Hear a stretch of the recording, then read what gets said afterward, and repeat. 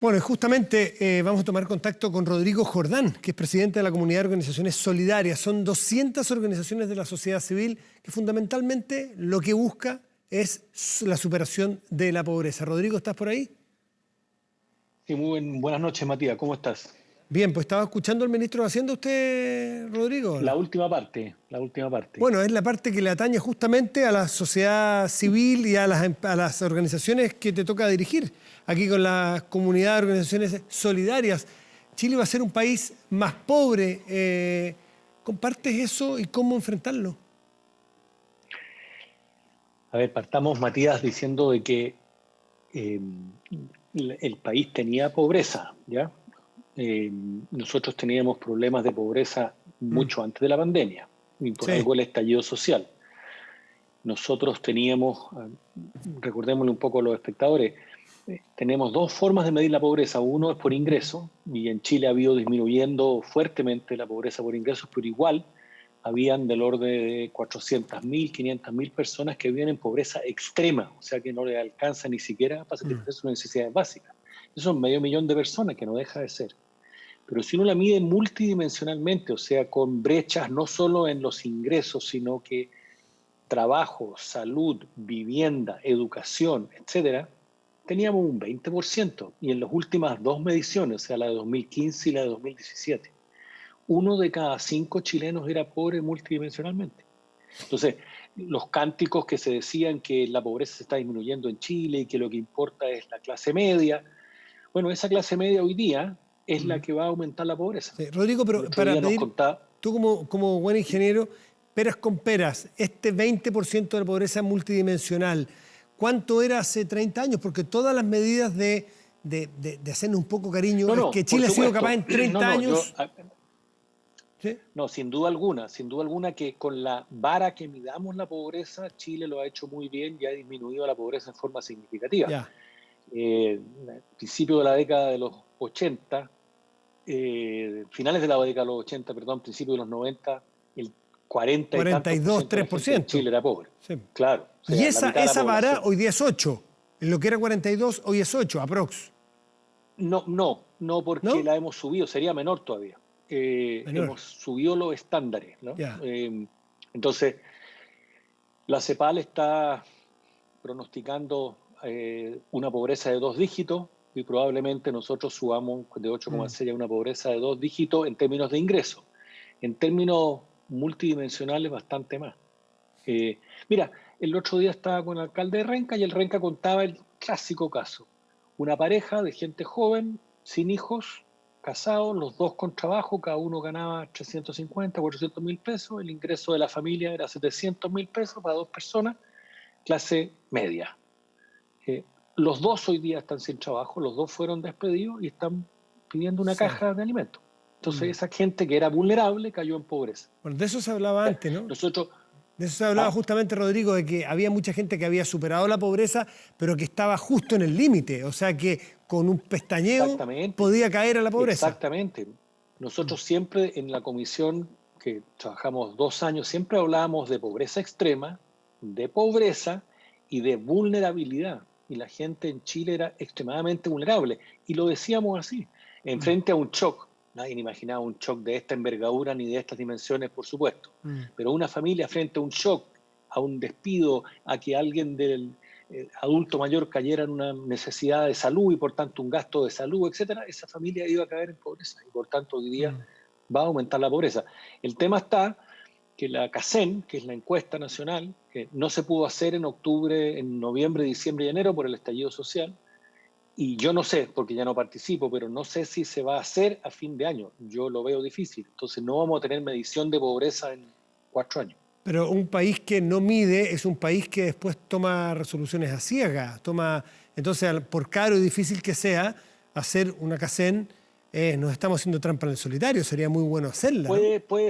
Como te digo, Matías, no sé, no estoy en la comisión hoy Ya. día, yo trabajé en esa comisión 5 años, no estoy ahora. Puede ser que hagan una versión de un solo módulo, nomás una versión más pequeña, que permita tener un dato intermedio, no acabado, como es una... La Casena es la Mm. encuesta más grande que se hace en Chile, por Sí. lejos, se encuestan 100.000 hogares, o un poco más de 100.000 hogares. Y eso, dependiendo de cómo nos vaya con la pandemia y con las Sí, circunstancias, claro. tal vez no se pueda hacer a cabalidad en noviembre, diciembre y Mm. enero. Rodrigo Jordán, como organizaciones de la sociedad civil, esta comunidad de organizaciones solidarias, se reunieron con el presidente de la República. ¿Qué nos puedes contar de esa reunión? Mira, en esa reunión nosotros planteamos una serie de visiones que veíamos respecto de fundamentalmente las organizaciones de la sociedad civil y lo que estaba ocurriendo. Esto fue ya hace más de un mes, un Sí, poquito más de un mes.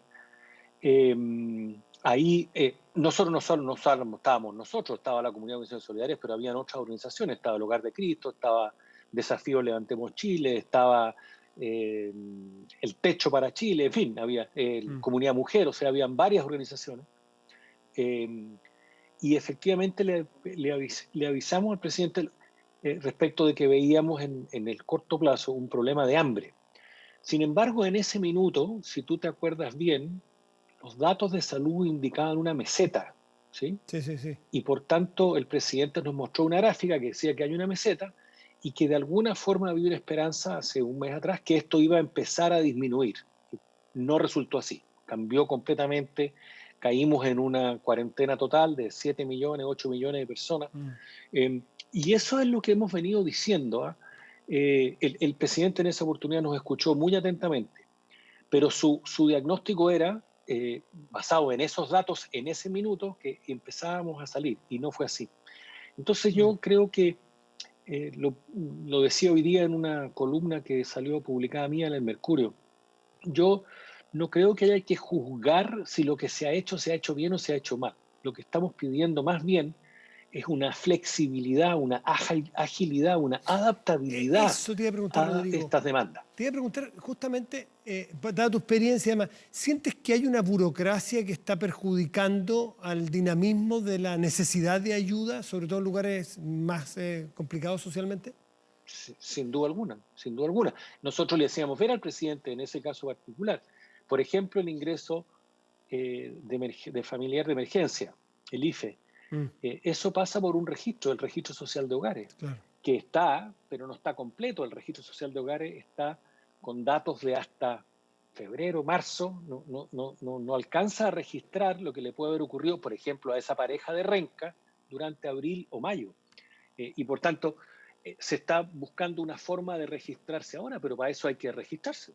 Entonces, es complicado. Se hablaba allí, Sebastián Salinas mencionaba el caso de la Araucanía, donde en algunos municipios hay una persona calificada para, a su vez, calificar una familia dentro del registro social de hogares.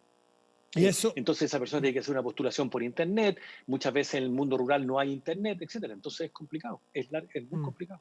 Y entonces, tú entonces no, lo no, alcancé a escuchar, sí, perdón.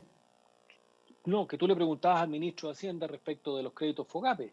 Eh, Él, claro, responde es un año, pero la urgencia es ahora, es realmente ahora. Mm. Ahora, De hecho, esto de la burocracia, ¿me querías decir algo, Rodrigo?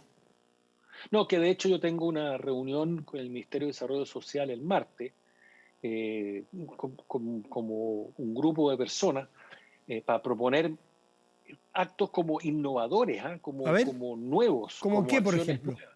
Y esto es uno, el de la desburocratización. Porque, por ejemplo, eh, tú puedes llegar y decir, ¿sabe qué? Yo no voy a calificar a la gente, sino que se lo voy a entregar a todo el mundo, ¿sí? Con el riesgo de que le toque a gente que tal vez no le corresponde. Perdón, Puede ser. una cosita que está muy en boga hace muchos años en las políticas públicas chilenas en el momento de su diseño. La focalización, ya no solo la burocracia, ¿la focalización puede terminar siendo un enemigo?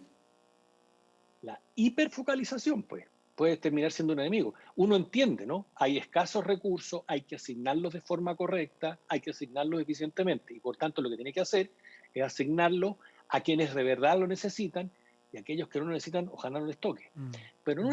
una situación como esta, de extrema necesidad, con una pandemia feroz, con una crisis, nosotros somos partidarios, y lo hemos hecho saber en repetidas formas, de que hay que darle a todo el mundo, ampliar la cobertura, ¿sí? Mm. Aunque le toque a alguien que no le debiera tocar, porque si no estás cometiendo el riesgo al revés, que los ingresos, los montos de los 833 millones de Sí. dólares alcanzan para 1.900.000 y hay 3 millones de personas que necesitarían eso. Entonces es importante. Sí.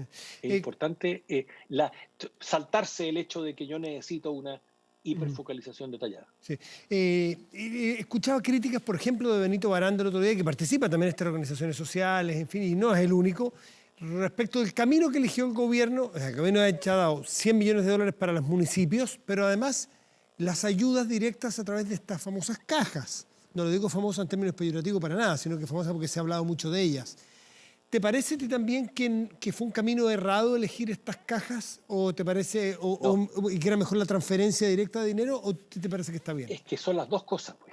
Son las dos cosas y el gobierno está haciendo las dos cosas. Está entregando el ingreso familiar de emergencia y debiera empezarse, y se avisó ahora que lo iban a adelantar, incluso lo iban a entregar muy rápidamente, y además las cajas. Lo que nosotros estamos diciendo es que en la transferencia monetaria del ingreso familiar de emergencia no es suficiente para abarcar una gran cobertura, ¿sí? Las cajas son paliativas. Mira, las cajas de alimentos, de hecho, necesitan cocinarse, ¿sí?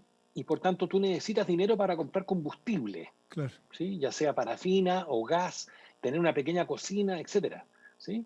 Entonces, tú necesitas ambas cosas. Necesitas la caja de alimentos. La caja necesita muy útil, ingresos. por supuesto.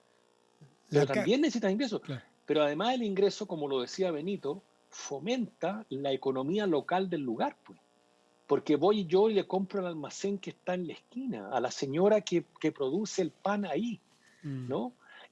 Incluso con dinero, entonces lo veíamos en los campamentos. Ojo que hay 800 campamentos todavía en Chile. Entonces en los campamentos hay que contratar a alguien para que nos arregle los techos para... Mira, más que hambre es pasar frío ahora.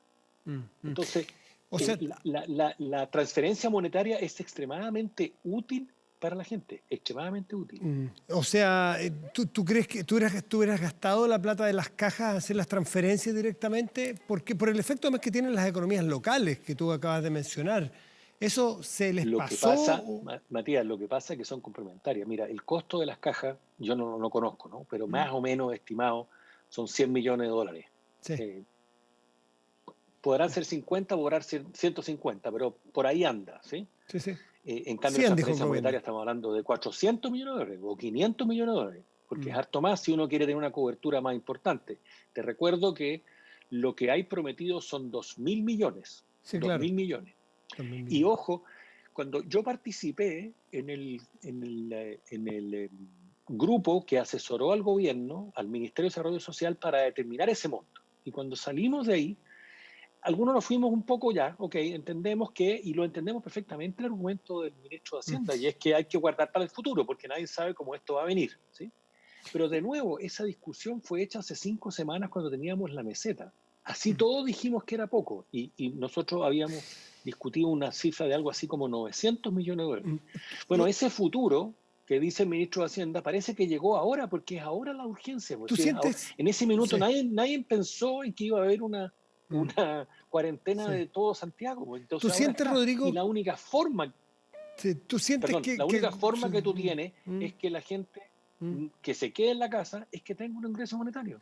¿Tú sientes, Rodrigo, entonces que, bueno, es feo hablar, el ministro de Hacienda estuvo sentado 2 metros aquí recién y se fue, es feo hablar, pero sientes que lo que personifica al ministro Noel, ¿les ha faltado más audacia, que han sido un poco mezquinos, que tú crees que, por ejemplo, la propuesta que ha hecho recién 6 economistas de gastarse 12.000 millones de dólares en 18 meses y ya saber que ese es el plan a 1 año y medio? ¿Te parece que habría que ir hacia allá para aplanar los ingresos y que no sean decrecientes, por ejemplo? De todas maneras, si la crisis es muy grave, es muy seria, de verdad, es muy, muy seria. Entonces, cuando lo que yo decía hoy día en esa columna, yo insisto que las decisiones que se tomaron 5 semanas atrás y las estrategias que se tomaron 5 semanas atrás eran con la información que teníamos en ese minuto. O sea, hoy día las cosas cambiaron y esto ha cambiado dramáticamente. Rodrigo Jordán, ¿quedó fuera de juego el gobierno y la autoridad económica en las propuestas respecto de la realidad que tenemos hoy? No sé si quedaron fuera de juego, te insisto, todo esto parte de una información que tenemos de la pandemia. Y yo de verdad que de salud sé muy poco, así que no me voy a meter en eso. Pero lo que me voy a meter es que En ese minuto se estaba por estas cuarentenas parciales para no ahogar todo el sistema Mm. económico, que la gente saliera, pudiera salir a trabajar, etcétera. Si uno iba a las calles de Santiago, los feriantes, por ejemplo, estaban, y con permiso o sin permiso, estaban en todas las veredas de Santiago. Mm. Hoy día, con la cuarentena total, eso no puede ocurrir. Matías, el 30% de la gente en Chile tiene exclusiva o de forma muy importante los ingresos que colecta en el día, en ese día. Y si hoy día esa gente no puede salir, la persona, el viernes estuvimos repartiendo cajas en Renca, a donde nos contaron este caso que te contaba. Nos atendieron en los 10 hogares que fuimos 10 mujeres. Y todas tenían alguna actividad, una tenía un negocito, vendía cuchuflí, ninguno, cero ingresos, cero ingresos. Entonces es muy dramática la situación. Entonces no queda otra que Sí. hacer. Por supuesto que las cajas, y las cajas no son solo del gobierno, ¿eh? Mira los pescadores del EU entregando pescado en otra población. Sí, no, sí ha habido. Mira la Sí. es ¿Tú has increíble, notado? la CPC también Sí. entregando cajas, los municipios entregando Mm. cajas. Ojo, en un campamento que se llama Campamento San José de los Cerrillos, los repartidores de gas, no las empresas de gas, no Lipigas, no Gasco, sino que los repartidores de gas, con sus fondos compraron 30 o 40 balones de gas y se los fueron a dejar al campamento para que pudieran cocinar las cajas. Entonces, hay mucha gente con mucha ayuda de las bases, de las organizaciones populares de la calle, de la base, asociadas a ¿Sientes, organizaciones individuales, a las iglesias, etc. Rodrigo, sientes que a Entonces veces... vuelve a surgir lo de las ollas comunes. Sí, eso. ¿Cómo ves tú la participación hoy día de los sectores populares, de base, los dirigentes sociales? Salvaje. Pero ¿cómo los ves salvaje. en lo que le ellos- hemos involucrado en las decisiones? ¿Sigue siendo muy de la élite? ¿Sigue siendo una mirada de la política, de la tecnocracia, Pero- sin mirarla menos porque es muy útil? ¿Todavía falta Pero- incorporarlo en las decisiones a ellos? Pero Matías, esto lo hablamos tú y yo cuando hablábamos del estallido social. El estallido social, en parte importante, no tiene que ver solo con la desigualdad material y la pobreza. Tiene que ver con una desconexión muy seria que se ha producido en el país de las élites, y todas, las élites políticas, económicas y sociales, respecto del resto de la ciudadanía, sin duda alguna. No hay organizaciones intermedias para que la gente pueda participar en la toma de decisiones, que les compete a ellos, ¿sí? Entonces, eso se agrava aquí. Y hay manifestaciones, ¿no es cierto?, de que la población dice, bueno, nos tenemos que ayudar entre nosotros. Y no nos importa ni el ministerio, ni los empresarios, nada, tenemos que ayudarnos entre nosotros. Lo que no es tan conveniente, lo que importa es que todos sumemos en esta idea. Estoy pasado tiempo y me van a retar, pero quiero una pregunta. Tú, como representante hoy día de estas 200 organizaciones de la sociedad civil, de estas comunidades de organizaciones solidarias, en representación, como cabeza de esta organización, ¿qué le dirías tú a las autoridades oficiales del gobierno, a los que toman las decisiones, que probablemente te están escuchando? ¿Qué llamado le harías hoy día en la situación urgente que estamos viviendo? Pero sí, lo hice, perdona Matías, Pero no lo hiciste es hace un mes. por echar a perder el programa, pero lo hice hoy día en una columna en el Mercurio. Hazlo hoy a día. que tienen que abrirse con adaptabilidad, con flexibilidad, con innovación, a buscar nuevos mecanismos o más mecanismos para ayudar directamente a la gente. Perfecto. Rodrigo Jordán, te quiero agradecer por esta conversación y bueno, y seguiremos en contacto para ver cómo progresa esta necesidad de innovación en los procesos para llegar a las personas que lo necesitan. Rodrigo, buenas noches y gracias, como siempre. Muchas gracias, Matías. Buenas noches a ti. Que estén muy bien. Chao, chao.